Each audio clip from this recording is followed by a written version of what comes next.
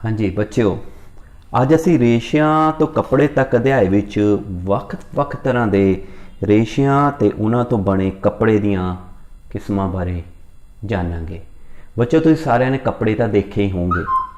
ਅਸੀਂ ਅੱਜ ਦੇਖਾਂਗੇ ਵੀ ਰੇਸ਼ਿਆਂ ਤੋਂ ਕੱਪੜੇ ਤੱਕ ਕਿਵੇਂ ਪਹੁੰਚਿਆ ਜਾਂਦਾ ਹੈ, ਰੇਸ਼ੇ ਕੀ ਹੁੰਦੇ ਹਨ, ਕੱਪੜੇ ਕਿਵੇਂ ਬਣਦੇ ਹਨ, ਉਹਨਾਂ ਦੀਆਂ ਵਿਧੀਆਂ ਅਸੀਂ ਕਿਰਿਆਵਾਂ ਰਾਹੀਂ ਤੇ ਸਮਝਾਂਗੇ। ਪਿਆਰੇ ਵਿਦਿਆਰਥੀਓ, ਮੈਨੂੰ ਇੰਜ ਤਾਂ ਪਤਾ ਹੀ ਹੈ ਕਿ ਤੁਸੀਂ ਕਦੇ ਕੱਪੜਿਆਂ ਦੀ ਦੁਕਾਨ ਤੇ ਕਦੇ ਨਾ ਕਦੇ ਕਿਤੇ ਨਾ ਕਿਤੇ ਕਿਸੇ ਨਾ ਕਿਸੇ ਦੇ ਨਾਲ ਤਾਂ ਜ਼ਰੂਰ ਗਏ ਹੋਵੋਗੇ। ਤੁਸੀਂ ਉੱਥੇ ਕੀ ਦੇਖਿਆ? ਤੁਸੀਂ ਉੱਥੇ ਦੇਖਿਆ ਦੁਕਾਨਦਾਰ ਨੇ ਅਲੱਗ-ਅਲੱਗ ਰੈਕਾਂ ਦੇ ਵਿੱਚ ਬਹੁਤ ਤਰ੍ਹਾਂ ਦੇ ਕੱਪੜੇ, ਰੰਗ ਬਰੰਗੇ ਕੱਪੜੇ, ਸੋਹਣੇ ਕੱਪੜੇ ਰੱਖੇ ਹੁੰਦੇ ਹਨ। ਤੁਸੀਂ ਉੱਥੇ ਅਲੱਗ-ਅਲੱਗ ਤਰ੍ਹਾਂ ਦੇ ਕੱਪੜੇ ਦੇਖਦੇ ਹੋਵੋਗੇ, ਜਿਵੇਂ ਕਿ ਚਾਦਰਾਂ, ਕੰਬਲ, ਪਰਦੇ, ਮੇਜ਼ਪੋਸ਼, ਤੌਲੀਏ, ਪੋਣੇ, ਸੂਟ, ਪੈਂਟ, ਪੱਗਾਂ ਆਦਿ। ਤੁਸੀਂ ਕਦੇ ਉਹਨਾਂ ਨੂੰ ਹੱਥ ਲਗਾ ਕੇ ਦੇਖਿਆ? ਕਦੇ ਉਹਨਾਂ ਨੂੰ ਤੁਸੀਂ ਧਿਆਨ ਦੇ ਨਾਲ ਦੇਖਿਆ ਕਿ ਉਹ ਸਾਰੇ ਇੱਕੋ ਤਰ੍ਹਾਂ ਦੇ ਕੱਪੜੇ ਹੁੰਦੇ ਹਨ, ਕਿ ਉਹ ਸਾਰੇ ਇੱਕੋ ਚੀਜ਼ ਤੋਂ ਬਣੇ ਹੋਏ ਹੁੰਦੇ ਹਨ? ਤੁਸੀਂ ਕਦੇ ਦੁਕਾਨਦਾਰ ਨੂੰ ਪੁੱਛ ਕੇ ਦੇਖਣਾ ਜਾਂ ਆਪਣੇ ਵੱਡਿਆਂ ਤੋਂ ਪੁੱਛ ਕੇ ਦੇਖਣਾ, ਉਹ ਸਾਰੇ ਇਹੀ ਦੱਸਣਗੇ ਕਿ ਇਹ ਕੱਪੜੇ ਜਿਹੜੇ ਆ ਇੱਕੋ ਚੀਜ਼ ਤੋਂ ਨਹੀਂ ਬਣੇ ਹੁੰਦੇ। ਦੁਕਾਨਦਾਰ ਤੁਹਾਨੂੰ ਦੱਸੇਗਾ ਕਿ ਇਹ ਕੱਪੜੇ ਸੂਤੀ ਹਨ, ਇਹ ਕੱਪੜੇ ਊਨੀ ਹਨ, ਇਹ ਕੱਪੜੇ ਰੇਸ਼ਮੀ ਹਨ ਤੇ ਇਹ ਕੱਪੜੇ ਸੰਸਲਿਸ਼ਟ ਹਨ। ਇਸ ਤਰ੍ਹਾਂ ਅਸੀਂ ਇਹ ਦੇਖਦੇ ਹਾਂ ਕਿ ਜਿਹੜੇ ਕੱਪੜੇ ਆ ਉਹ ਮੁੱਖ ਰੂਪ ਦੇ ਵਿੱਚ ਸੂਤੀ, ਊਨੀ, ਰੇਸ਼ਮੀ ਤੇ ਸੰਸਲਿਸ਼ਟ ਹੁੰਦੇ ਹਨ। ਚਲੋ ਇਸ ਨੂੰ ਹੋਰ ਜ਼ਿਆਦਾ ਇਲੈਬੋਰੇਟ ਕਰਨ ਲਈ ਅਸੀਂ ਇੱਕ ਕਿਰਿਆ ਕਰਦੇ ਹਾਂ। ਤੁਸੀਂ ਬੜੇ ਆਰਾਮ ਦੇ ਨਾਲ ਇਹ ਕਿਰਿਆ ਕਰ ਸਕਦੇ ਹੋ। ਤੁਸੀਂ ਆਪਣੇ ਘਰ ਦੇ ਵਿੱਚੋਂ ਜਾਂ ਨੇੜੇ ਕੋਈ ਦਰਜੀ ਦੀ ਦੁਕਾਨ ਹੈ, ਉਹਦੇ ਵਿੱਚੋਂ ਕੱਪੜੇ ਦੀਆਂ ਕਾਂਤਰਾਂ ਇਕੱਠੀਆਂ ਕਰੋ। ਅਲੱਗ-ਅਲੱਗ ਤਰ੍ਹਾਂ ਦੀਆਂ ਕਾਂਤਰਾਂ, ਛੋਟੇ-ਛੋਟੇ ਪੀਸ ਜਿਹੜੇ ਕੱਪੜੇ ਦੇ, ਉਹ ਇਕੱਠੇ ਕਰੋ। ਹੁਣ ਹਰ ਕਾਂਤਰ ਨੂੰ ਛੂਹ ਕੇ ਦੇਖੋ। ਫਿਰ ਆਪਣੇ ਘਰ ਦੇ ਵੱਡੇ ਬੰਦਿਆਂ ਦੀ ਮਦਦ ਨਾਲ, ਭਰਾ ਦੇ ਨਾਲ, ਵੱਡੇ ਭਰਾ, ਵੱਡੀ ਭੈਣ, ਮਾਤਾ ਪਿਤਾ, ਦਾਦਾ ਦਾਦੀ, ਚਾਚਾ ਚਾਚੀ, ਜੋ ਵੀ ਵੱਡੇ ਨੇ, ਉਹਨਾਂ ਦੀ ਸਹਾਇਤਾ ਨਾਲ ਇਹਨਾਂ 'ਤੇ ਸੂਤੀ, ਊਨੀ, ਰੇਸ਼ਮੀ ਤੇ ਸੰਸਲਿਸ਼ਟ ਲੇਬਲ ਲਗਾਓ। ਫਿਰ ਉਹਨਾਂ ਨੂੰ ਚੰਗੀ ਤਰ੍ਹਾਂ ਦੇਖੋ, ਉਸ ਨੂੰ ਹੱਥ ਲਗਾ ਕੇ ਛੂਹ ਦਾ ਅਨੁਭਵ ਕਰੋ। ਤੁਸੀਂ ਦੇਖੋਗੇ ਸੂਤੀ ਕੱਪੜੇ ਜੋ ਹੁੰਦੇ ਹਨ ਉਹ ਥੋੜ੍ਹੇ ਖੁਰਦਰੇ ਤੇ ਮੋਟੇ ਹੁੰਦੇ ਹਨ, ਰੇਸ਼ਮੀ ਕੱਪੜੇ ਕਾਫੀ ਚਮਕਦਾਰ ਹੁੰਦੇ ਨੇ। ਇਸੇ ਤਰ੍ਹਾਂ ਹੀ ਅਲੱਗ-ਅਲੱਗ ਕੱਪੜਿਆਂ ਦੀ ਦਿੱਖ ਤੇ ਉਹਨਾਂ ਦੀ ਛੂਹ ਅਲੱਗ-ਅਲੱਗ ਹੁੰਦੀ ਹੈ। ਹੁਣ ਕੱਪੜੇ ਕਿਸ ਤੋਂ ਬਣਦੇ ਹਨ? ਸਾਡੇ ਮਨ ਦੇ ਵਿੱਚ ਇਹੀ ਸਭ ਤੋਂ ਪਹਿਲਾਂ ਇਹ ਖਿਆਲ ਆਏਗਾ, ਕੱਪੜੇ ਬਣੇ ਕਿਸ ਚੀਜ਼ ਤੋਂ ਹੁੰਦੇ ਹਨ। ਤੁਸੀਂ ਕਿਰਿਆ 2 ਦੇ ਵਿੱਚ ਜਿਹੜੀ ਕਾਂਤਰ ਲਈ ਸੀ ਜਿਸ ਤੇ ਸੂਤੀ ਕੱਪੜੇ ਦਾ ਲੇਬਲ ਲੱਗਿਆ ਹੋਇਆ ਸੀ, ਉਹ ਕੱਪੜੇ ਦਾ ਟੁਕੜਾ ਲਓ। ਉਸ ਕੱਪੜੇ ਦਾ ਟੁਕੜਾ ਲੈਣ ਤੋਂ ਬਾਅਦ ਪਿੰਨ ਜਾਂ ਸੂਈ ਦੀ ਸਹਾਇਤਾ ਨਾਲ ਉਸ ਵਿੱਚ ਇੱਕ ਧਾਗਾ ਕੱਢੋ। ਫਿਰ ਹੌਲੀ-ਹੌਲੀ 2-3 ਧਾਗੇ ਹੋਰ ਕੱਢੋ। ਇਸੇ ਤਰ੍ਹਾਂ 4-5 ਧਾਗੇ ਜੋ ਤੁਸੀਂ ਕੱਢਦੇ ਹੋ ਤਾਂ ਤੁਸੀਂ ਦੇਖ ਲੈਂਦੇ ਹੋ ਕਿ ਜੋ ਕੱਪੜਾ ਹੈ ਉਹ ਧਾਗਿਆਂ ਨਾਲ ਮਿਲ ਕੇ ਬਣਿਆ ਹੋਇਆ ਹੈ। ਇੱਕ ਧਾਗੇ ਨਾਲ ਨਹੀਂ, 2 ਧਾਗੇ ਨਾਲ ਨਹੀਂ, 3 ਧਾਗੇ ਨਾਲ ਨਹੀਂ, ਬਹੁਤ ਸਾਰੇ ਧਾਗਿਆਂ ਨਾਲ ਮਿਲ ਕੇ ਕੱਪੜਾ ਜਿਹੜਾ ਹੈ ਇਹ ਬਣਿਆ ਹੁੰਦਾ ਹੈ। ਹੁਣ ਅਸੀਂ ਇਹ ਤਾਂ ਜਾਣ ਲਿਆ ਵੀ ਕੱਪੜਾ ਜਿਹੜਾ ਹੈ ਉਹ ਧਾਗਿਆਂ ਤੋਂ ਮਿਲ ਕੇ ਬਣਿਆ ਹੁੰਦਾ ਹੈ, ਲੇਕਿਨ ਹੁਣ ਅਗਲਾ ਪ੍ਰਸ਼ਨ ਸਾਡੇ ਮਨ ਦੇ ਵਿੱਚ ਇਹ ਆਏਗਾ ਵੀ ਧਾਗੇ ਕਿਸ ਚੀਜ਼ ਤੋਂ ਮਿਲ ਕੇ ਬਣੇ ਹੋਏ ਹੁੰਦੇ ਹਨ? ਧਾਗੇ ਕਿਸ ਚੀਜ਼ ਤੋਂ ਬਣਦੇ ਹਨ? ਚਲੋ ਬੱਚਿਓ, ਅਸੀਂ ਇਹਦੇ ਤੇ ਹੀ ਚਰਚਾ ਕਰਦੇ ਹਾਂ, ਇਹਦੇ ਬਾਰੇ ਜਾਣਦੇ ਹਾਂ ਵੀ ਧਾਗੇ ਕਿਸ ਚੀਜ਼ ਤੋਂ ਬਣਦੇ ਹਨ। ਚਲੋ ਉਹ ਧਾਗਾ ਜੋ ਅਸੀਂ ਪਿੰਨ ਜਾਂ ਸੂਈ ਦੀ ਸਹਾਇਤਾ ਨਾਲ ਕਿਰਿਆ ਨੰਬਰ 2 'ਚ ਕੱਢਿਆ ਸੀ, ਉਸ ਧਾਗੇ ਨੂੰ ਹੀ ਚੱਕ ਲਵੋ, ਉਸ ਨੂੰ ਮੇਜ਼ ਤੇ ਰੱਖ ਲਓ ਜਾਂ ਜ਼ਮੀਨ ਤੇ ਰੱਖ ਲਓ। ਇਸ ਦੇ ਇੱਕ ਹਿੱਸੇ ਨੂੰ, ਇੱਕ ਪਾਸੇ ਨੂੰ ਅੰਗੂਠੇ ਨਾਲ ਦਬਾ ਕੇ ਦੂਸਰੇ ਸਿਰੇ ਨੂੰ ਆਪਣੇ ਨਹੁੰ ਦੇ ਨਾਲ ਖੁਰਚੋ। ਦੇਖੋ ਨੀਚੇ ਤਸਵੀਰ ਵਿੱਚ ਤੁਸੀਂ ਦੇਖ ਸਕਦੇ ਹੋ, ਇਸ ਤਰ੍ਹਾਂ ਇਸ ਧਾਗੇ ਦੇ ਅੰਦਰ ਛੋਟੇ-ਛੋਟੇ ਹੋਰ ਧਾਗੇ ਹੁੰਦੇ ਹਨ। ਬਹੁਤ ਸਾਰੇ ਛੋਟੇ-ਛੋਟੇ ਧਾਗੇ ਇੱਕ ਧਾਗੇ ਦੇ ਵਿੱਚ ਹੀ ਹੁੰਦੇ ਹਨ ਤੇ ਉਸ ਨੂੰ ਫਿਰ ਹੋਰ ਧਿਆਨ ਨਾਲ ਦੇਖੋ। ਤੁਸੀਂ ਇਹ ਦੇਖੋਗੇ ਕਿ ਧਾਗੇ ਦੇ ਅੰਦਰ ਵੀ ਪਤਲੀਆਂ ਹੋਰ ਲੜੀਆਂ ਸ਼ਾਮਲ ਹਨ। ਕਦੇ-ਕਦੇ ਸੂਈ ਵਿੱਚ ਧਾਗਾ ਪਰਾਉਣ ਲੱਗੇ ਆਪਾਂ ਦੇਖਦੇ ਨਹੀਂ, ਉਹ ਧਾਗਾ ਅੱਗੇ ਖੁੱਲ੍ਹ ਜਾਂਦਾ ਆ, ਉਹਦੇ ਵਿੱਚ ਵੀ ਧਾਗੇ ਦੇ ਵਿੱਚ ਹੋਰ ਪਤਲੀਆਂ ਸਿਰੀਆਂ ਹੁੰਦੀਆਂ ਹਨ। ये पतलियां पतलियां लड़ियां ਜਿਹੜੀਆਂ ਆ ਉਹਨੂੰ ਹੋਰ ਧਿਆਨ ਨਾਲ ਦੇਖੋ ਤਾਂ ਉਹਦੇ ਅੰਦਰ ਹੋਰ ਵੀ ਪਤਲੀਆਂ ਪਤਲੀਆਂ ਲੜੀਆਂ ਹੁੰਦੀਆਂ ਹਨ। ਇਹਨਾਂ ਜਿਹੜੀਆਂ ਪਤਲੀਆਂ ਪਤਲੀਆਂ ਲੜੀਆਂ ਹੁੰਦੀਆਂ ਹਨ ਇਹਨਾਂ ਨੂੰ ਅਸੀਂ ਰੇਸ਼ਾ ਰੇਸ਼ਾ ਆਖਦੇ ਹਾਂ। ਤਾਂ ਇਹਦਾ ਮਤਲਬ ਇਹ ਆਪਾਂ ਦੇਖ ਲਿਆ ਵੀ ਧਾਗੇ ਜਿਹੜੇ ਨੇ ਉਹ ਰੇਸ਼ੇ ਤੋਂ ਬਣੇ ਹੁੰਦੇ ਹਨ। ਬੱਚੇ ਹੁਣ ਇੱਕ ਗੱਲ ਤਾਂ ਸਾਡੇ ਕੋਲ ਸਾਰਿਆਂ ਕੋਲ ਸਾਫ਼ ਹੋ ਗਈ ਹੈ, ਉਹ ਇਹ ਹੋ ਗਈ ਹੈ ਕਿ ਕੱਪੜੇ ਜਿਹੜੇ ਆ ਉਹ ਧਾਗੇ ਤੋਂ ਬਣਦੇ ਨੇ ਤੇ ਧਾਗੇ ਕਾਹਦੇ ਤੋਂ ਬਣਦੇ ਨੇ? ਹਾਂਜੀ ਤੁਸੀਂ ਸਹੀ ਬੋਲਿਆ, ਧਾਗੇ ਜਿਹੜੇ ਨੇ ਉਹ ਰੇਸ਼ੇ ਤੋਂ ਬਣਦੇ ਨੇ। ਕੱਪੜਾ ਕਾਹਦੇ ਤੋਂ ਬਣਦਾ ਹੈ? ਧਾਗਿਆਂ ਤੋਂ। ਤੇ ਧਾਗੇ ਕਾਹਦੇ ਤੋਂ ਬਣਦੇ ਹਨ? ਰੇਸ਼ੇ ਤੋਂ ਬਣਦੇ ਹਨ। ਬਹੁਤ ਵਧੀਆ। ਹੁਣ ਤੁਸੀਂ ਦੇਖੋਗੇ ਕਿ ਜਿਹੜੇ ਰੇਸ਼ੇ ਹੁੰਦੇ ਹਨ ਉਹ ਕਿੰਨੀਆਂ ਕਿਸਮਾਂ ਦੇ ਹੁੰਦੇ ਹਨ। ਦੇਖੋ ਰੇਸ਼ੇ ਦੀਆਂ ਵੀ ਅੱਗੇ ਕਾਫੀ ਤਰ੍ਹਾਂ ਦੀਆਂ ਕਿਸਮਾਂ ਨੇ, ਲੇਕਿਨ ਮੁੱਖ ਤੌਰ ਤੇ ਜੇ ਆਪਾਂ ਇਹਨੂੰ ਵਰਗਾਂ ਦੇ ਵਿੱਚ ਵੰਡਣਾ ਹੋਵੇ ਤਾਂ ਇਹਨੂੰ ਅਸੀਂ ਦੋ ਵਰਗਾਂ ਦੇ ਵਿੱਚ ਵੰਡ ਸਕਦੇ ਹਾਂ। ਨੰਬਰ 1 ਕੁਦਰਤੀ ਰੇਸ਼ੇ ਤੇ ਨੰਬਰ 2 ਬਨਾਵਟੀ ਜਾਂ ਸੰਸਲਿਸ਼ਟ ਰੇਸ਼ੇ। ਕੁਦਰਤੀ ਰੇਸ਼ੇ ਜੋ ਕੁਦਰਤ ਸਾਨੂੰ ਖੁਦ ਦਿੰਦੀ ਹੈ, ਬਣਾਉਂਦੀ ਹੈ, ਜੋ ਕੁਦਰਤੀ ਚੀਜ਼ਾਂ ਨੂੰ ਵਰਤ ਕੇ ਬਣਾਏ ਜਾਂਦੇ ਨੇ। ਤੇ ਦੂਸਰੇ ਬਨਾਵਟੀ ਜਾਂ ਸੰਸਲਿਸ਼ਟ ਰੇਸ਼ੇ ਜੋ ਅਸੀਂ ਖੁਦ ਤਿਆਰ ਕੀਤੇ ਹਨ। ਹਾਂਜੀ ਬੱਚਿਓ, ਹੁਣ ਤੱਕ ਤੁਹਾਡੇ ਮਨ 'ਚ ਇਹ ਚੀਜ਼ ਤਾਂ ਬਿਲਕੁਲ ਸਾਫ਼ ਹੋ ਚੁੱਕੀ ਹੋਵੇਗੀ ਕਿ ਜੋ ਕੱਪੜੇ ਹਨ ਉਹ ਧਾਗਿਆਂ ਤੋਂ ਬਣਦੇ ਨੇ ਤੇ ਧਾਗੇ ਅੱਗੇ ਰੇਸ਼ਿਆਂ ਤੋਂ ਬਣਦੇ ਹਨ। ਹੁਣ ਸਾਡੇ ਮਨ ਦੇ ਵਿੱਚ ਅਗਲਾ ਪ੍ਰਸ਼ਨ ਇਹ ਆਉਂਦਾ ਹੈ ਕਿ ਰੇਸ਼ੇ ਕਿੱਥੋਂ ਬਣਦੇ ਹਨ ਜਾਂ ਰੇਸ਼ੇ ਸਾਨੂੰ ਕਿੱਥੋਂ ਮਿਲਦੇ ਹਨ। ਜਿਵੇਂ ਕਿ ਮੈਂ ਹੁਣੇ ਦੱਸਿਆ ਵੀ ਰੇਸ਼ੇ ਦੋ ਤਰ੍ਹਾਂ ਦੇ ਹੁੰਦੇ ਨੇ, ਇੱਕ ਕੁਦਰਤੀ ਤੇ ਇੱਕ ਬਨਾਵਟੀ ਜਾਂ ਸੰਸਲਿਸ਼ਟ। ਕੁਦਰਤੀ ਰੇਸ਼ਿਆਂ ਬਾਰੇ ਥੋੜਾ ਜਾਣਦੇ ਹਾਂ। ਕੁਝ ਰੇਸ਼ੇ ਜਿਵੇਂ ਕਿ ਸੂਤੀ, ਰੇਸ਼ਮੀ, ਊਨੀ, ਪਟਸਨ ਆਦਿ ਸਾਨੂੰ ਪੌਦਿਆਂ ਤੇ ਜੰਤੂਆਂ ਤੋਂ ਪ੍ਰਾਪਤ ਹੁੰਦੇ ਹਨ। ਇਹਨਾਂ ਨੂੰ ਅਸੀਂ ਕੁਦਰਤੀ ਰੇਸ਼ੇ ਆਖਦੇ ਹਨ ਕਿਉਂਕਿ ਪੌਦੇ ਤੇ ਜੰਤੂ ਕੁਦਰਤੀ ਚੀਜ਼ਾਂ ਹਨ। ਜੋ ਰੇਸ਼ੇ ਸਾਨੂੰ ਇਹਨਾਂ ਤੋਂ ਪ੍ਰਾਪਤ ਹੁੰਦੇ ਹਨ ਅਸੀਂ ਇਹਨਾਂ ਨੂੰ ਕੁਦਰਤੀ ਰੇਸ਼ੇ ਆਖਦੇ ਹਾਂ। ਜਿਵੇਂ ਰੂਟ ਤੇ ਪਟਸਨ ਪੌਦਿਆਂ ਤੋਂ ਪ੍ਰਾਪਤ ਹੁੰਦੇ ਨੇ।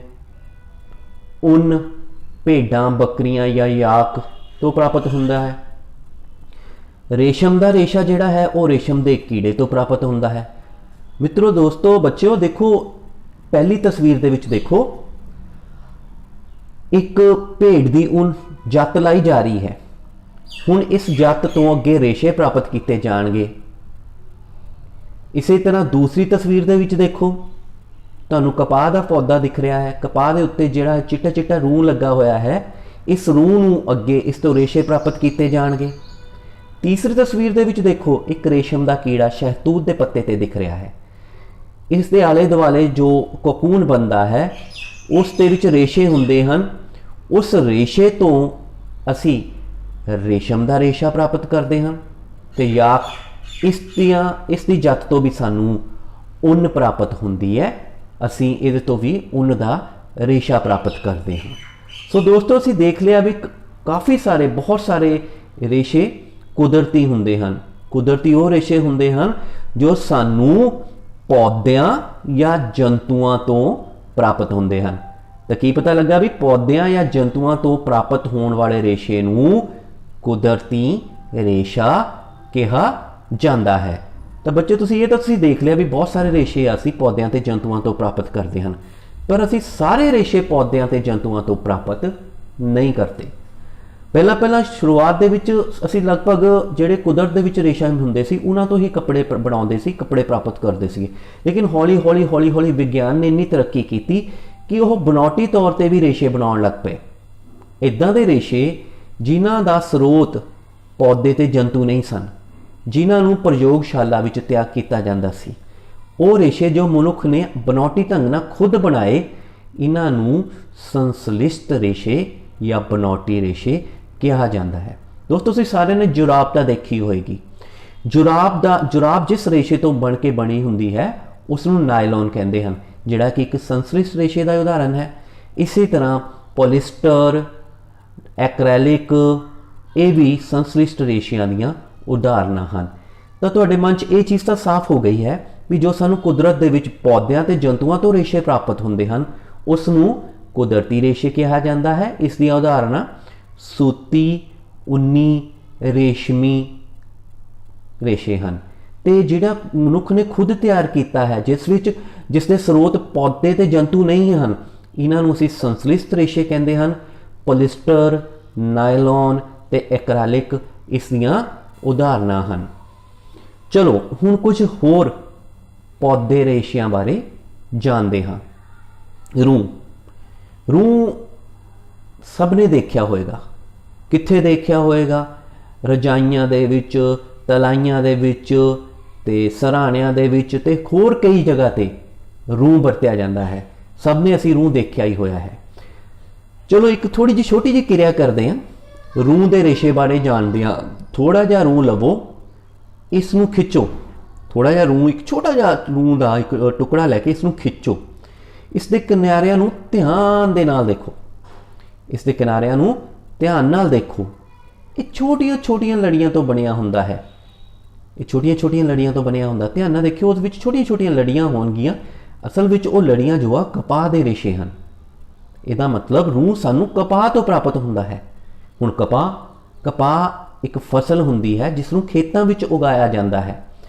ਕਪਾਹ ਦੇ ਪੌਦੇ ਆਮ ਤੌਰ ਤੇ ਕਾਲੀ ਮਿੱਟੀ ਤੇ ਗਰਮ ਜਲਵਾਯੂ ਵਾਲੇ ਖੇਤਰ ਵਿੱਚ ਉਗਾਏ ਜਾਂਦੇ ਹਨ। ਕਾਲੀ ਮਿੱਟੀ ਤੇ ਗਰਮ ਜਲਵਾਯੂ ਵਾਲੇ ਖੇਤਰ ਇਸ ਨੂੰ ਬਹੁਤ ਫੇਵਰ ਕਰਦੇ ਨੇ।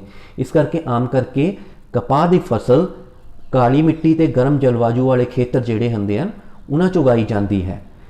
ਹੁਣ ਜਦੋਂ ਪੌਦਾ ਵੱਡਾ ਹੋ ਜਾਂਦਾ ਹੈ, ਉਸ ਦੇ ਉੱਤੇ ਫਲ ਆ ਜਾਂਦੇ ਨੇ, ਉਹ ਪੂਰੀ ਤਰ੍ਹਾਂ ਪੱਕ ਜਾਂਦੇ ਨੇ। ਤਾਂ ਫਲ ਪੱਕਣ ਤੋਂ ਬਾਅਦ ਟੁੱਟ ਜਾਂਦੇ ਨੇ, ਫੁੱਟ ਜਾਂਦੇ ਨੇ ਤੇ ਉੱਥੇ ਕਪਾਹ ਦੇ ਰੇਸ਼ੇ ਬਣ ਜਾਂਦੇ ਹਨ। ਫਿਰ ਇਹਨਾਂ ਨੂੰ, ਕਪਾਹ ਨੂੰ ਖੇਤਾਂ ਦੇ ਵਿੱਚੋਂ ਚੁਣ ਲਿਆ ਜਾਂਦਾ ਹੈ, ਚੁਗ ਲਿਆ ਜਾਂਦਾ ਹੈ। ਤੇ ਫਿਰ ਅਜੇ ਵੀ ਉਸ ਕਪਾਹ ਦੇ ਰੇਸ਼ੇ ਦੇ ਵਿੱਚ ਬੀਜ ਹੁੰਦੇ ਨੇ, ਕਪਾਹ ਦੇ ਬੀਜ ਹੁੰਦੇ ਨੇ। ਇਸ ਨੂੰ ਵੇਲਣੇ ਦੁਆਰਾ ਅਲੱਗ ਕਰ ਲਿਆ ਜਾਂਦਾ ਹੈ। ਵੱਡੇ ਵੱਡੇ ਵੇਲਣੇ ਲੱਗੇ ਹੁੰਦੇ ਹਨ ਇੱਕ ਸਪੈਸ਼ਲ ਤਰ੍ਹਾਂ ਦੇ, ਉਹਦੇ ਨਾਲ ਇਹਨੂੰ ਅਲੱਗ ਕੀਤਾ ਜਾਂਦਾ ਹੈ। ਉਸ ਨੂੰ ਅਸੀਂ ਕਪਾਹ ਵਾਲਾ ਵੇਲਣਾ ਕਹਿੰਦੇ ਹਾਂ। ਫਿਰ ਉਹ ਬੀਜ ਉਸ ਕਪਾਹ ਦੇ ਵਿੱਚੋਂ ਅਲੱਗ ਕਰ ਲਏ ਜਾਂਦੇ ਹਨ ਤੇ ਸਾਨੂੰ ਪ੍ਰਾਪਤ ਹੋ ਜਾਂਦਾ ਹੈ ਕਪਾਹ ਦਾ ਰੇਸ਼ਾ। ਕੀ ਪ੍ਰਾਪਤ ਹੁੰਦਾ ਹੈ? ਕਪਾਹ ਦਾ ਰੇਸ਼ਾ ਪ੍ਰਾਪਤ ਹੋ ਜਾਂਦਾ ਹੈ। ਹੁਣ ਕਪਾਹ ਦੇ ਰੇਸ਼ੇ ਤੋਂ ਸਾਨੂੰ ਅੱਗੇ ਰੂੰ ਪ੍ਰਾਪਤ ਹੁੰਦਾ ਹੈ। ਚਲੋ ਹੁਣ ਇੱਕ ਹੋਰ ਕੁਦਰਤੀ ਰੇਸ਼ੇ ਬਾਰੇ ਜਾਣਦੇ ਹਾਂ। ਇਹ ਹੈ ਪਟਸਨ। ਦੋਸਤੋ ਤੁਸੀਂ ਬੋਰੀਆਂ ਤਾਂ ਦੇਖੀਆਂ ਹੀ ਹੁੰਦੀਆਂ ਹਨ ਜਿਸ ਵਿੱਚ ਅਨਾਜ ਪਾਇਆ ਜਾਂਦਾ ਹੈ। ਕੁਝ ਬੈਗ ਜਿਹੜੇ ਕਿ ਅਸੀਂ ਆਮ ਵਰਤਦੇ ਹਾਂ, ਇਹ ਜਿਹੜਾ ਹੈ ਪਟਸਨ ਦੇ ਰੇਸ਼ਿਆਂ ਤੋਂ ਬਣੇ ਹੋਏ ਹੁੰਦੇ ਹਨ। ਤੁਸੀਂ ਕਣਕ ਵਾਲੀਆਂ ਬੋਰੀਆਂ ਦੇਖਣਾ, ਉਹ ਪਟਸਨ ਦੇ ਰੇਸ਼ੇ ਤੋਂ ਬਣੀਆਂ ਹੁੰਦੀਆਂ ਹਨ। ਇਸ ਨੂੰ ਜਿਊਟ ਵੀ ਕਹਿੰਦੇ ਹਨ। ਪਟਸਨ ਦਾ ਉਪਯੋਗ ਬੋਰੀਆਂ, ਬੈਗ ਆਦਿ ਬਣਾਉਣ ਵਿੱਚ ਕੀਤਾ ਜਾਂਦਾ ਹੈ। ਪਟਸਨ ਦੇ ਰੇਸ਼ੇ ਨੂੰ ਪਟਸਨ ਦੇ ਪੌਦੇ ਤੋਂ ਪ੍ਰਾਪਤ ਕਰਦੇ ਹਾਂ। ਕਿਸ ਤੋਂ ਪ੍ਰਾਪਤ ਕਰਦੇ ਹਾਂ? ਪਟਸਨ ਦੇ ਪੌਦੇ ਤੋਂ, ਕਿਉਂਕਿ ਇਹ ਕੁਦਰਤੀ ਰੇਸ਼ਾ ਹੈ ਨਾ, ਇਹ ਸਾਨੂੰ ਕੁਦਰਤ 'ਚ ਮਿਲਦਾ ਹੈ ਤੇ ਅਸੀਂ ਇਹਨੂੰ ਪੌਦੇ ਤੋਂ ਪ੍ਰਾਪਤ ਕਰਦੇ ਹਾਂ। ਕਿਸ ਪੌਦੇ ਤੋਂ? ਪਟਸਨ ਦੇ ਪੌਦੇ ਤੋਂ ਹੀ ਪ੍ਰਾਪਤ ਕਰਦੇ ਹਾਂ। ਭਾਰਤ ਵਿੱਚ ਪਟਸਨ ਮੁੱਖ ਰੂਪ ਵਿੱਚ ਪੱਛਮੀ ਬੰਗਾਲ, ਬਿਹਾਰ ਤੇ ਅਸਾਮ ਵਿੱਚ ਉਗਾਇਆ ਜਾਂਦਾ ਹੈ। ਆਮ ਤੌਰ ਤੇ ਪਟਸਨ ਦੇ ਪੌਦੇ ਦੇ ਫੁੱਲਾਂ ਦੀ ਅਵਸਥਾ ਵਿੱਚ ਕੱਢ ਲਿਆ ਜਾਂਦਾ। ਜਦੋਂ ਪਟਸਨ ਦੇ ਪੌਦੇ ਦੇ ਉੱਤੇ ਫੁੱਲ ਆ ਜਾਂਦੇ ਨਾ ਤਾਂ ਇਸ ਨੂੰ ਕੱਟ ਲਿਆ ਜਾਂਦਾ ਹੈ। ਹੁਣ ਜਦੋਂ ਉਸ ਕੱਟੇ ਪੌਦੇ ਨੂੰ ਨਾ ਦੇ ਤਣੇ ਹੁੰਦੇ ਜਿਹੜੇ, ਉਹਨੂੰ ਪਾਣੀ ਦੇ ਵਿੱਚ ਰੱਖ ਦਿੰਦੇ ਆ। ਉਹਨੂੰ ਕਾਹਦੇ ਵਿੱਚ ਰੱਖ ਦਿੰਦੇ ਆ? ਉਹਨੂੰ ਪਾਣੀ ਦੇ ਵਿੱਚ ਰੱਖ ਦਿੰਦੇ ਆ। ਕਾਫੀ ਦਿਨ ਰੱਖੇ ਰਹਿਣ ਦਿੰਦੇ ਆ। ਹੌਲੀ ਹੌਲੀ ਜਿਹੜਾ ਉਹ ਤਣਾ ਹੁੰਦਾ ਆ ਉਹ ਗਲ ਸੜ ਜਾਂਦਾ ਆ, ਉਹ ਗਲ ਸੜ ਜਾਂਦਾ। ਤੁਸੀਂ ਵੀ ਕਿਸੇ ਵੀ ਚੀਜ਼ ਨੂੰ ਪਾਣੀ 'ਚ ਬਹੁਤ ਦੇਰ ਰੱਖੋ ਤਾਂ ਉਹ ਗਲ ਸੜ ਜਾਂਦਾ ਹੈ ਤੇ ਫਿਰ ਉਸ ਦੇ ਰੇਸ਼ਿਆਂ ਨੂੰ ਹੱਥਾਂ ਦੇ ਨਾਲ ਅਲੱਗ ਕਰ ਲਿਆ ਜਾਂਦਾ ਹੈ ਤੇ ਫਿਰ ਉਸ ਰੇਸ਼ਿਆਂ ਦਾ ਅੱਗੇ ਕੱਪੜਾ ਤਿਆਰ ਕੀਤਾ ਜਾਂਦਾ ਹੈ। ਤਸਵੀਰ ਦੇ ਵਿੱਚ ਦੇਖੋ ਬੱਚੇ, ਪਹਿਲੇ ਨੰਬਰ ਦੇ ਵਿੱਚ ਪਟਸਨ ਦਾ ਪੌਦਾ ਦਿਖਾਇਆ ਗਿਆ ਹੈ। ਪਟਸਨ ਦਾ ਪੌਦਾ ਇਸ ਤਰ੍ਹਾਂ ਦਾ ਹੁੰਦਾ ਹੈ। ਫਿਰ ਹੌਲੀ ਹੌਲੀ ਉਸ ਪਟਸਨ ਦੇ ਪੌਦੇ ਤੋਂ ਅਸੀਂ ਉਸ ਨੂੰ ਪਾਣੀ ਵਿੱਚ ਡੋਬ ਕੇ ਉਸ ਦੇ ਤਣਿਆਂ ਨੂੰ ਰੱਖਦੇ ਹਾਂ, ਉਹ ਗਲ ਜਾਂਦੇ ਨੇ ਤੇ ਜਿਹੜੇ ਉਹਨੂੰ ਫਿਰ ਅਲੱਗ ਕਰ ਲਿਆ ਜਾਂਦਾ ਹੈ, ਉਹ ਰੇਸ਼ਾ ਸਾਨੂੰ ਪ੍ਰਾਪਤ ਹੁੰਦਾ ਹੈ। ਦੂਸਰੇ ਨੰਬਰ 'ਚ ਤਸਵੀਰ ਦੇਖੋ, ਬਹੁਤ ਸਾਰੇ ਰੇਸ਼ੇ ਪਏ ਹੋਏ ਹਨ। ਤੀਸਰੇ ਨੰਬਰ ਦੀ ਤਸਵੀਰ 'ਚ ਦੇਖੋ, ਉਹਨਾਂ ਰੇਸ਼ਿਆਂ ਨੂੰ ਸੁਕਾ ਲਿਆ ਜਾਂਦਾ ਹੈ। ਇਹਨਾਂ ਰੇਸ਼ਿਆਂ ਦੇ ਉੱਤੋਂ ਫਿਰ ਕੱਪੜਾ ਤਿਆਰ ਕੀਤਾ ਜਾਂਦਾ ਹੈ ਜਿਸ ਨੂੰ ਅਸੀਂ ਪਟਸਨ ਦਾ ਕੱਪੜਾ ਕਹਿੰਦੇ ਹਾਂ। ਤੇ ਤੁਸੀਂ ਪਟਸਨ ਦਾ ਕੱਪੜਾ ਆਮ ਤੌਰ ਤੇ बोरियां या बैगां दे विच उपयोग होया देख सकते हो। जी बच्चों, तो असी हुण तक दो कुदरती रेशे रूं ते पटसन दे संबंधी जानकारी लई भी रेशे प्राप्त किस तरह होंदे हन। हुण अपने देश की जलवायु ज़्यादातर गर्म रहिंदी है, तो इत्थे एक कपड़ा बहुत ही ज़्यादा वरत्या जाता है जिसनूं असीं सूती कपड़ा कहते हैं। तो तुसीं हुण ये तो जानते हो भी सूती कपड़ा जिहड़ा है वो सूती धागे तो बनिया हुंदा है, तो सूती धागा सूती रेशे तो बनता है। हुण सूती रेशे तो सूती धागा किवें बनता है, इस संबंधी मैं तुहानूं जानकारी देवांगा। इसनूं असीं एक किरिया राही भी कर सकते हाँ, या इस बारे सिर्फ तो सिर्फ असीं नॉलेज लै सकते हाँ। आम तौर पर घट दे वड्डे वधेरे दादा दादी नाना नानी ये तुहानूं इस बारे बहुत ही सही तरीके दे नाल जानकारी दे सकते हैं। चलो किवें होना, असीं एक सूती धागा खुद ही बना के देखिए। एक हत्थ विच थोड़ी जी रूं लवो, एक हत्थ विच थोड़ी जी रूं लवो, दूसरे हत्थ दे अंगूठे ते उंगली विचकार रूं दी एक चुटकी भर के हौली हौली रूं नूं बाहर वल खिंचो ते रेशे नूं लगातार वट दिंदे रहो।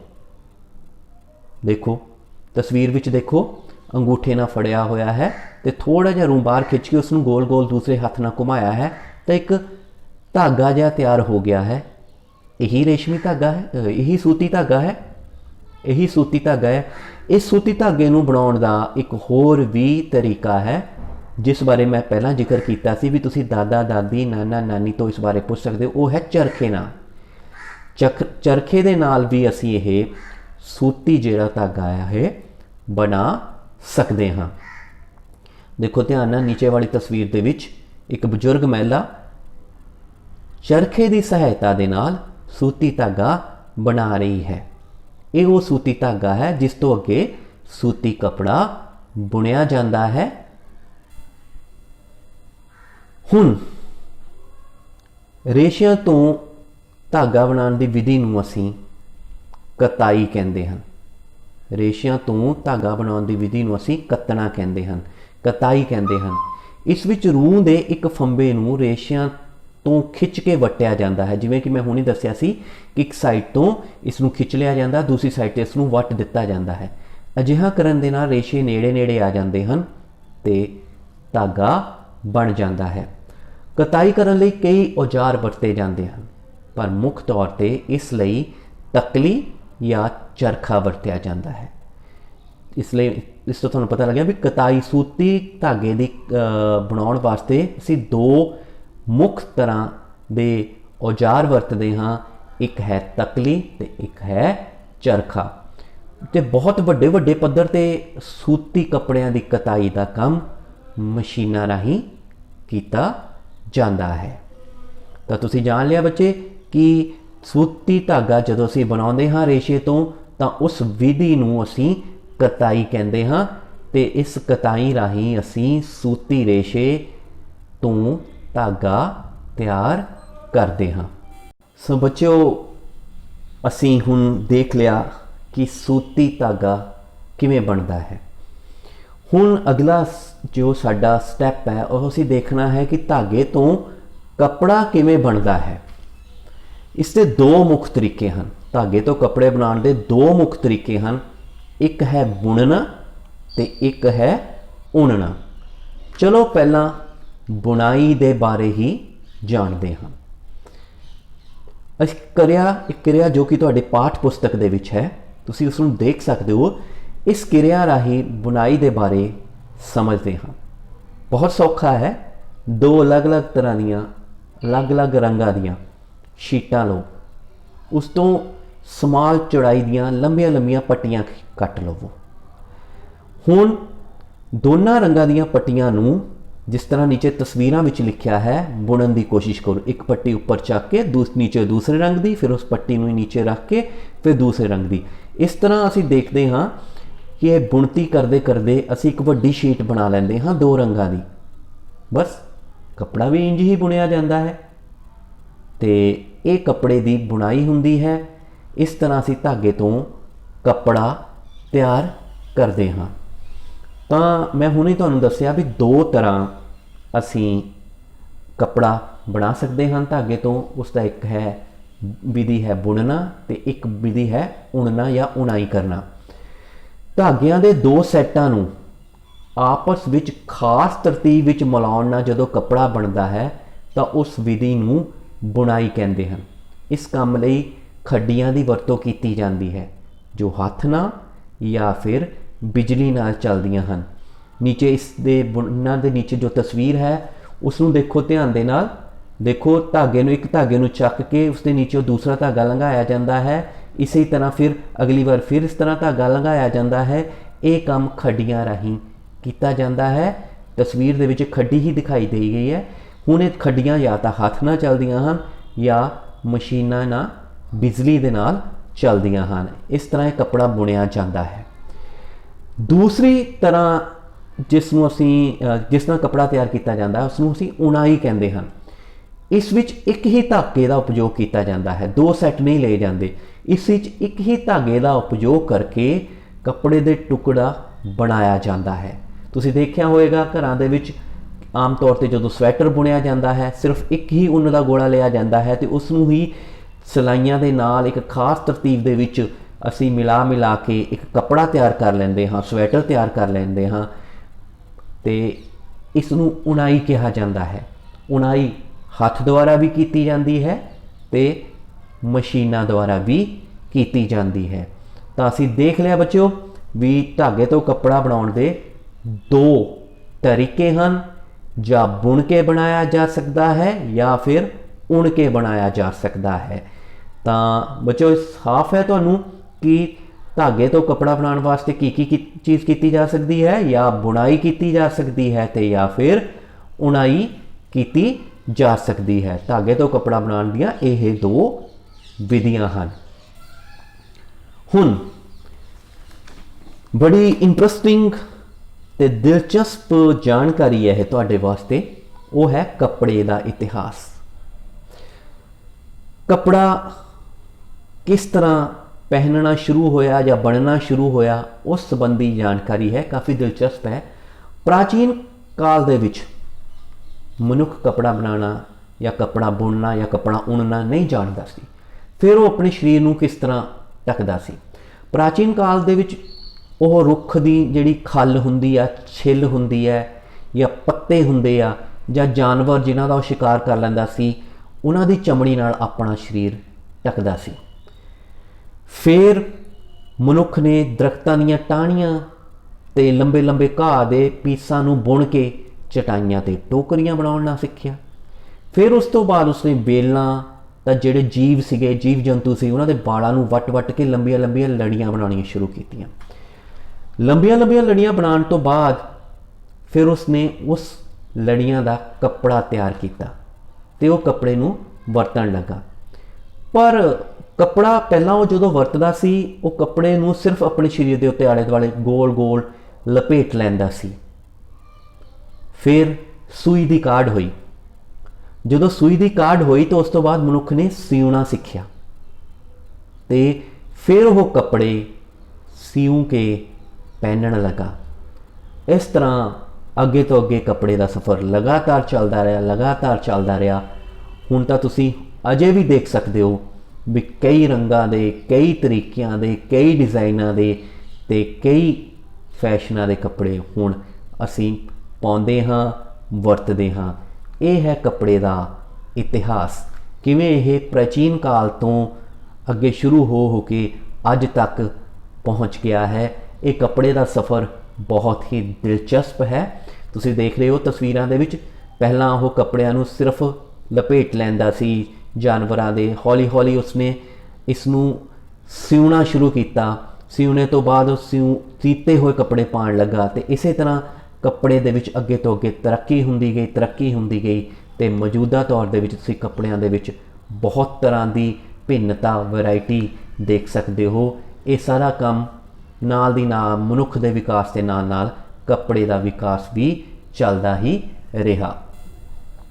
ਸੋ ਦੋਸਤੋ, ਬੱਚਿਓ, ਅਸੀਂ ਦੇਖ ਲਿਆ ਹੈ, ਅਸੀਂ ਬਹੁਤ ਹੀ ਇੱਕ ਇੰਟਰਸਟਿੰਗ ਜਿਹੇ ਸਫ਼ਰ ਦੇ ਵਿੱਚ ਇਹ ਦੇਖਿਆ ਕਿ किवें धागे तो कपड़ा बनाया जाता है ते कपड़ा किस चीज़ तो बनिया हुंदा है। असी उस सारी जो आपां हुण अज सिੱਖਿਆ है उसनूं सारे नूं रीकैप्चुलेट करांगे। कुछ याद रखण जो गल्लां तुहाडी स्क्रीन दे उत्ते ने, इस बारे असी पूरे अध्याय नूं दोबारा रीकैप्चुलेट करांगे। कपड़ा बनाउण वाली समग्री ते कपड़िਆਂ विच फर्क हुंदा है। असी दस्सिया सी सब तो पहले पार्ट दे विच कि कपड़ा इक्को जिहा नहीं हुंदा, वक्रे वक्रे कपड़िਆਂ वास्ते वक्री वक्री समग्री वरती जाती है।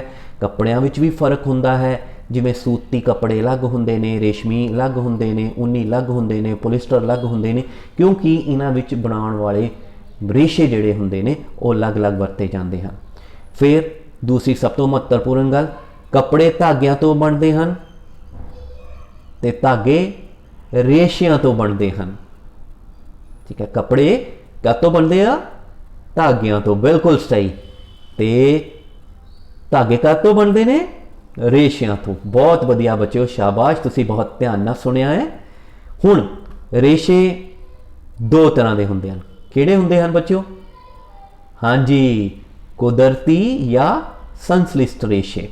कुदरती जिहड़े सानू पौधों या जंतुओं तो प्राप्त हुंदे हन, संश्लिष्ट जो मनुख ने आप बनाए हैं पौधों ते जंतुओं तो बगैर। हुण रेशम, उन, पटसन या जूट ये कुछ कुदरती रेशे हैं, जबकि नायलन ते पोलिस्टर संश्लिष्ट रेशिਆਂ ਦੀਆਂ उदाहरण हैं। रूह ਅਤੇ जूट वर्गे रेशे पौधों तो प्राप्त होंगे हैं। मैं दसिया सी, असी इन्हों डिस्कस भी किया सी भी रूह किवें बनता है, जूट मतलब पटसन, पटसन किवें बनता है, ये किवें पौधों तो असी प्राप्त करते हैं, असी उसकी विधि भी जानी सी। रेशिਆਂ तो धागा बनाउण दी प्रक्रिया नूं कताई कहते हैं।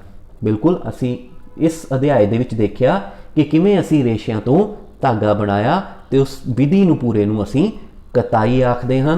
हुण धागिਆਂ तो कपड़ा बनाउण दीयां दो विधियां हैं, या तो बुनाई ते या फिर उनाई।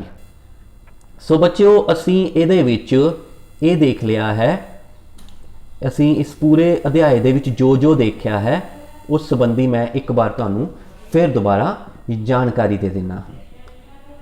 असी कपड़े जो धागे तो कपड़े तक का सफ़र है वो देखा। सब तो पहला असी कपड़ा देखा। कपड़ा कई तरह का हुंदा है, ये तुहानूं सब नूं पता लग गया है कि कपड़ा इक्को तरह का नहीं हुंदा, ये बहुत तरह का हुंदा है, सूती, रेशमी, ऊनी अते संश्लिष्ट रेशिਆਂ तो। हुण कपड़ा किस चीज़ तो बन के बनिया हुंदा? कपड़ा धागिਆਂ तो मिल के बनिया हुंदा है। धागे किस चीज़ तो मिल के बने हुंदे हैं? धागे रेशे तो मिल के बने हुंदे हैं। रेशे दो तरह के हुंदे हैं, कुदरती अते संश्लिष्ट। कुदरती जो सानू जीव जंतुओं तो प्राप्त हुंदे हैं, ते दूसरे संश्लिष्ट जो मनुख ने आप तैयार किए हैं, ते उन्हां दे विच जिहड़े स्रोत हैं वो पौधे ते जीव जंतु नहीं हैं। इस तो इलावा इस दियां अलग अलग उदाहरणां हैं, सूती, रेशमी, ऊनी, जो कि साडियां कुदरती रेशे दियां उदाहरणां हैं। तो बच्चों फिर उस तो बाद असी देखा भी इसनूं धागिਆਂ नूं कत्तिया जाता है, ठीक है ना, तो कपड़ा तैयार किया जाता है। हुण कपड़े नूं तैयार करन दीयां दो विधियां हैं। कपड़े नूं तैयार करन दीयां दो विधियां हैं, एक तो है उसनूं बुनना या एक है उणना। जो असी कपड़े आम तौर पर पाते हाँ वो बुने हुंदे हैं, तो उणे हुए कपड़े वो हैं जिवें कि स्वेटर वगैरह बुनिया जाता है। जो उणना हुंदा है उस विच सिर्फ एक ही तरह के धागे नूं लगातार घुमा के या किसी विधि दे नाल बुन लिया जाता है, जबकि बुनाई दे विच दो तरह के सैटां नूं धागिਆਂ नूं आपस च एक तरतीब च बुन लिया जाता है। तो बच्चों, उम्मीद है भी तुहाडा ये अज दा जो चैप्टर वाइज सफ़र सी वो वधिया रहेगा। उम्मीद है कि तुसीं इसनूं समझ लिया होगा, तो उम्मीद है तुसीं होर मेहनत करोगे, तो इस तरह अगे तो अगे ज़्यादा तो ज़्यादा पढ़ाई करते रहांगे, तो करवाते रहांगे, एक दूजे तो सीखते रहांगे, तो सिखाते रहांगे। धन्यवाद जी।